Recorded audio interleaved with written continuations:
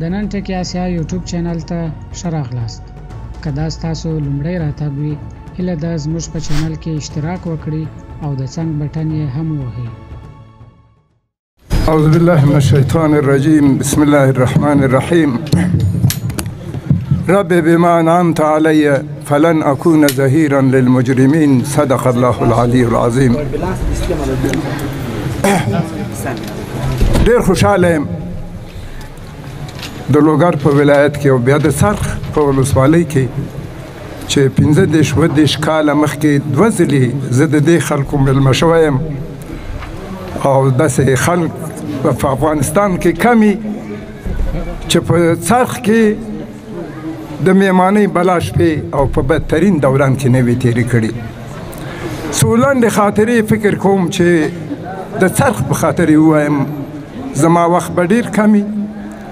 اوله خاطره مې دا وه چې ما ته عربي ابوالحسن چې د هلال احمر مشر و هغه زه مېلمه کړم د څو نورو ورونو سره او بیا یې وویله چې دې ژمي کې لاړم پغمان ته په څرخ کې په تلو کې مې 3 شپې وې په راتلو کې ما چې په څرخ کې دا د قطرو کاروانونه دا اوښان دا مجاهدین دا زخمیان په اسپو راوړي ولیدل او د دې خلکو مهمان نوازي مې ولیده. مخکې ما د هلال احمر نه مجاهدینو سره کومک کوه، هغوی به په پېښور کې مهمانۍ پې خوړې. ما د مجاهدینو نه کرته چاته مې ویلی نه شوه. فکر مې کاوه چې دا جهاد د سعودي او د پاکستان په کومک روان ده، ولې د څرخ شپو پوه کړم چې د دې جهاد لوی بار د دې افغانستان په خلکو کې ده او زه دې سفر پوه کړم کوم شیان مې چې په افغانانو کې بې هنري ګڼله هغه د دې قوم هنر ده. ما نه یې چې اخیستې په مېلمانۍ یې وهلې، که دا مېلمان نوازي په دې ملت کې نه وای ابدا دا جهاد نشو کامیابېدی. زه د څرخ او د لوګر هغو میندو ته چې لا ژوندۍ دي او هغو ته چې تللي د ټولو دپاره د سرفرازۍ دعا کوم. خدای خبر چې په هغو ژمو کې زما یادېږي په یو ژمي کې موږ راغلو 6 ورځې م دلته د دې غلام نبي خان د کورنۍ او سړی و 6 ورځې مو سره تېرې کړي. زوړ سړی و چې تیتلو ژړلې که باشین یک چند روزی دیگه. ما ورته ویل موږ ډېر سپېره خلک یو ډېر مه کلکېږه چې دویم ځل دې وویل موږ پاتې کېږو. په هر صورت دا خاطره په دې کوڅو کې رایاده شوه. دویمه خاطره دا چې دلته مې دریشي والا ورونه ولیدل، زه ډېر ورته ګونګړی ورخطا شوم چې دوی ته څه ووایم. هغه ډریور پوه کړم چې دا زموږ او ستاسې ورونه دي. نو په هر صورت په کابل کې خلک برګ دي، ځینې خلک د طالبانو نه ډېر ویرېږي. که رښتیا یې درته ووایم موږ هم پخوا لږ ویرېدو، خو چې د امریکا سره هم سوله وکړه اوس ډېر نه دسکه ویرېږو، ځکه دې کونج ته هم جرات وکړه چې درته راغلو. او دا چې تاسې هم په دریشۍ کې ولیدئ کابلیانو وحشت انشاءالله 80% کې راکمیږي، ځکه دا ډېر یو غټ تحول ده. زما دوستانو زه ډېر هغو خلکو ته دعا کوم چې دلته دا جلسه جوړه کړې او مشاعره هغه شی ده چې د تحولاتو دپاره یو ښه بستر ادا کوي. په مشاعره کې شعر چې ازادي ونه لري او په شعر کې چې تنوع نه وي هغه نه شعر ده او نه مشاعره. باور لرم چې دلته ډېر پاخه استادان راغلي د هغوی د شعرونو د اورېدو نه زه ډېر محروم شوم. خو دا خبره درته کوم چې زه د دې محفل نه چې په دې لرې کونج کې جوړ ده په دې پر کابل او ارګ ډزې نه کوم، ځکه چې د میلمه په کور کې به د چا په کور ډزې نه کوي. دلته که څه ویل غواړم نو د طالب دپاره به یې غواړم او که خبرې مې لږ ترخې وې د دې زیات دستار په خاطر یې وزغمئ. او په هر صورت خدای شته ده چې زه طالب ورونو ته لس مختصرې خبرې لرم او هغه دا دي چې د اشغال پر ضد چې طالبانو او په جنګو کې ستړو طالبانو او د هغوی نه پورته زموږ عزیز ملت او دغه لوګر او دغه څرخ کومه کارنامه وکړه دغه ټولو ته په لنډ عبارت سلام وړاندې کوم. پروردګار دې د دوی نسل ژوندی لري. یوه نیمه پېړۍ مخکې په دې ملک کې زموږ ملا وکولی شو چې د سیکولرو سره په اینډه کې د افغانستان بستر د ابد دپاره انشاءالله ریزرو که د مسلمانۍ دپاره. نو زه دا خبره کوم چې بیا تکرار لله الحمد د شوروي په جنګ کې حقیقت خبره دا ده چې د ملا فتوا نه وای زموږ کار نیمګړی و. او په دې جنګ کې چې ملا نه وای زموږ ملت زر تقسیمیږي. زموږ د ملت لوی عیب دا ده چې دا زر تقسیمیږي. کاشکې د شوروي د جهاد په شان یو طرفه تللی و، خو بیا هم طالب پکې دې ملت یوازې پرې نه ښود. دویمه خبره چې لرم هغه دا ده چې زما ورونو د امریکایي اشغال په ضد ستاسې قربانیو ته سلام، د تاریخ لوی او اوږدې جګړې ته سلام. او آخر یې دا درته وایم چې په دې ملت که څه پور لرئ، په موږ راغلو که څه پور لرئ. زه فکر کوم چې دې سلام کې ډېرې خبرې دي. موږ ته په همدغه بښنه وکئ، پاتې له لویه خدایه غواړئ. دغه داد او هغه د هر کچکول ډکوونکی ده. او دا خبره زه طالب ته تکرار کوم چې جهاد او مجاهد او غل که توپیر لري، هغه په دې لري چې د دې کار فی سبیل الله ده او دغه بل کار د جیب دپاره ده. که تاسې دا اینډه د امریکا سره او ناتو سره چې د دنیا تر ټولو لوی ائتلاف د یوې قارې نه د څو قارو نه راټول شولو، په دې تنګ افغانستان کې تاسې امتحان ته ودرولئ. فکر کوم مه د خدایه د دې څه زیات غواړئ او مه یې د دې ملت نه څه زیات غواړئ. په دې ځان بسیا کوئ. او پنځمه دا چې زما دوستانو امریکا ځي، تاسې سره یې تړون کړی. امریکا لوی ملک ده، د دې تړون نه به په شا نه شي.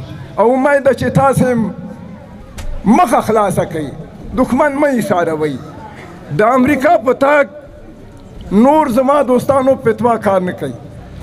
د طالب قربانۍ او ترانې اوچتې وي. حقیقت خبره دا ده چې اوچتې وي، بې نظیره وي، د شوروي د جهاد نه هم بې نظیره وي.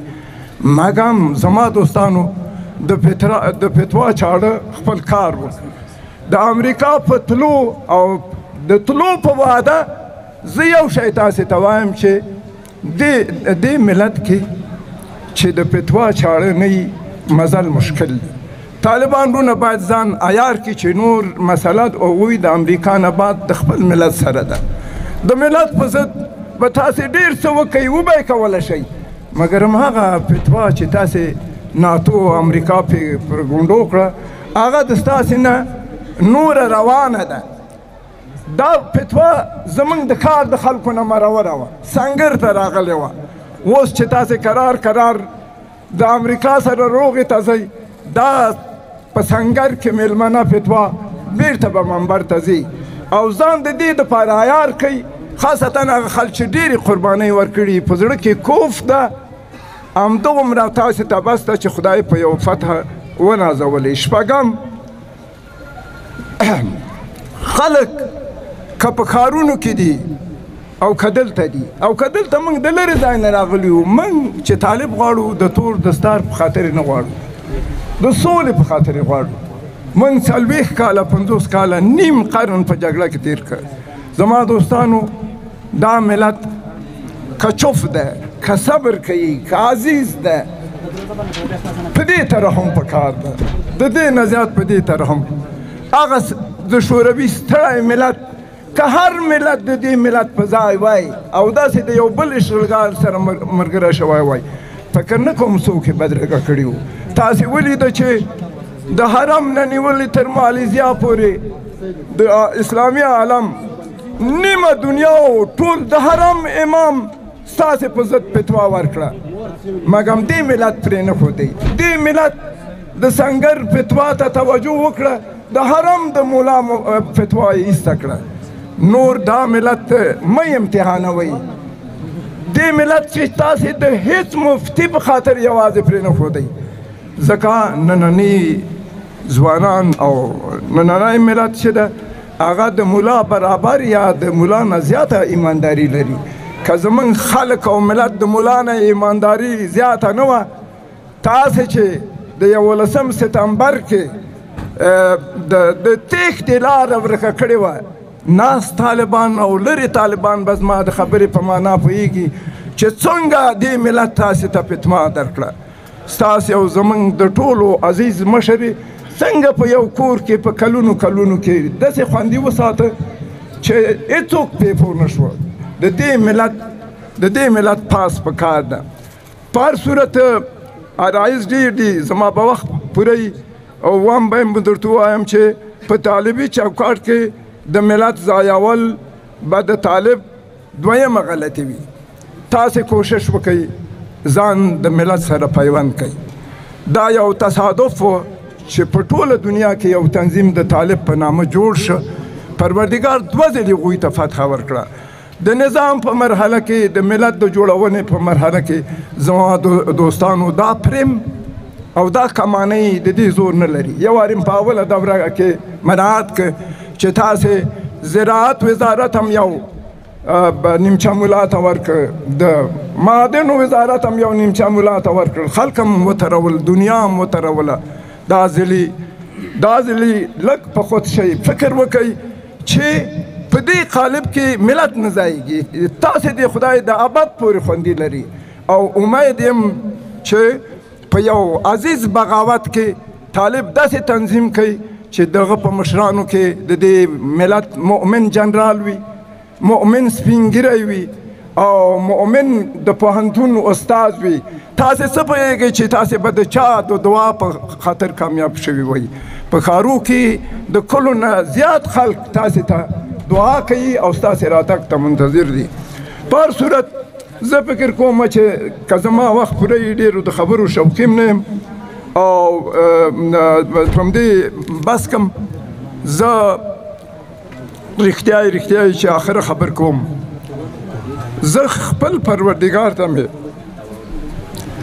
په دې ځکه هغه یم چې د شوروي په جهاد کې موږ سره داسې مرسته وکړه چې رهبرانو په پېښور کې ویلي چې شوروي نه ماتېږي شوروي مات شي افضل خان لالا ماته وویل چې لعنت دی چې په دې نه خوشحالېږي چې شوروي مات شي مګم زه پوهېږم تاسو خو ساده خلک یاستئ نوي سیاست ته راغلي شوروي د ماتې نه ده او افضل خان لالا مې د شمس الهدا شمس د ایوب خان په تلین کې په اصحاب بابا کې ولیده چې دا یم غږېده زم او ما ورته وویل چې افضل خان لالا یاد دي چې تا ویل چې شوروي د ماتې نه ده شوروي پروردګار مات مګم مجاهدین په داسې انډو خر کابل ته ننوتل چې د مجاهدینو د کابل خاطرې پرېږده چې زما په زړه کې دا بدرنګه دوسیه همداسې محاصره او پټه پاتې دغو د خاطرو نه زه څه نه وایم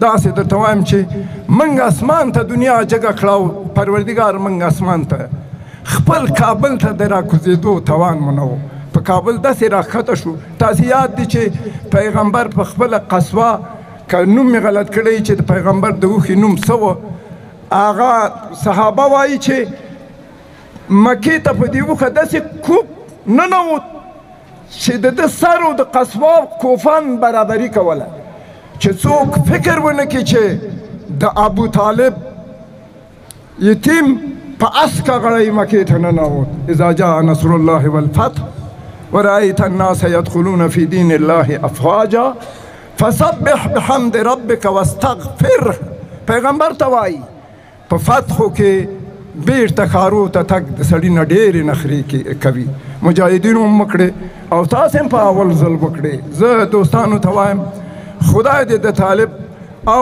زمونږ په دین کې خدا ده چې اعتبار خواتیمو ته ده آخرینی امتحان هم کابل ته راتګ ده زما دوستانو ډېر کوشش وکړئ که یو تنظیم پکې بدنام شي بلا ورپسې طالب و مولا په دې ملک کې حقیقت خبره ده د مالګې حیثیت لري زه افغانستان خلکو ته په 2 لحاظو که دوی فرضاً ځینې خلک وایي چې ځینې خلک پکې د یهودو ریشه لري. په یهودو کې ملا تر ټولو نه باعزته طبقه ده او په آریایي مذاهبو کې هم دلته د مطالعې خلک شته ده. په آریایي طبقاتو کې تر ټولو لوړ طبقه برهمن ده. موږ ته د ملا احترام په هر صورت په میراث پاتې ده او دې میراث دلته معجزې وکړې او د دې معجزې پالل یوازې لاره دا ده چې دا ملت وپالو. او زه رښتیا درته وایم چې زه کله د دې سرخ په دې دیوالو خټینو کورو کې راتلم، تر اوسه لا دا کورونه هماغسې خټین دي. یو نوی جومات مې پکې پوخ ولیده. حقیقت خبره دا ده چې دې عزیز ملت ډېر غټ امتحان ورک او طالب د خپل ملګري او هغه خلک چې د دوی په لیست کې دي او شاید تر دې د لوی جګړې توان درلود. زه وایم هغوی او دغه بندیان چې 4,500 په بګرام کې بندیان دي او تاسې پکې یوه بېرحمه چنه کوئ او نږدې ده چې د دې بندیانو 3 برابره خلک په دې کې مړه شي او کابل د تاسو سره په دې تړون کې نه ده شریک، ځکه تاسې کابل ته په ښه سترګه ونه کتل، نه ګورئ. اوس کابل غواړي ځان تاسې ته وښیي چې هغوی داسې نه دي چې د امریکا هره فیصله به مني. مګم په یو جنجال کې طالب رونه راغلل. تاسې چې په وړو خبرو، په بنیادي خبرو خیر، په وړو خبرو لکه د بندیانو په مسله چې تاسې 3 برابره افغانان وژنئ او دوام ورکوئ. زه فکر کوم په داسې مسایلو د طالب مشرتاب هم باید واوري چې داسې مسایلو کې لږ احتیاط ځکه پکار ده چې دې بندیانو خو دا بندیخانه انتخاب ده. هغوی شاید هم چې د بندیخانې نه راوځي هغه غرور چې هلته د دښمن په لاس کې باعزته پراته دي او ویره یې په سترګو کې نشته، په خلاصېدو کې هغوی کې ډېر مشکلات هم پیدا شي. داسې نور مسایل که د افغانستان مذاکرات شروع شي د طالب رونو د یو مذهبي عقل، د یو مذهبي پوخ مولا څنګه هم چې دنیا ماته کړه تاسو سره مذاکراتو ته کېناستل، در سره 100 برابره قوي سیال امضا ته کېناست، تاسې خپل ملت ته د راسرانېږدو هنر انشاءالله زده ده او موږ ستاسې د ښې خاتمې انتظار باسو. پروردګار هم په هېڅ میدان مه خواروه. واخر دعوانا الحمدلله رب العالمین.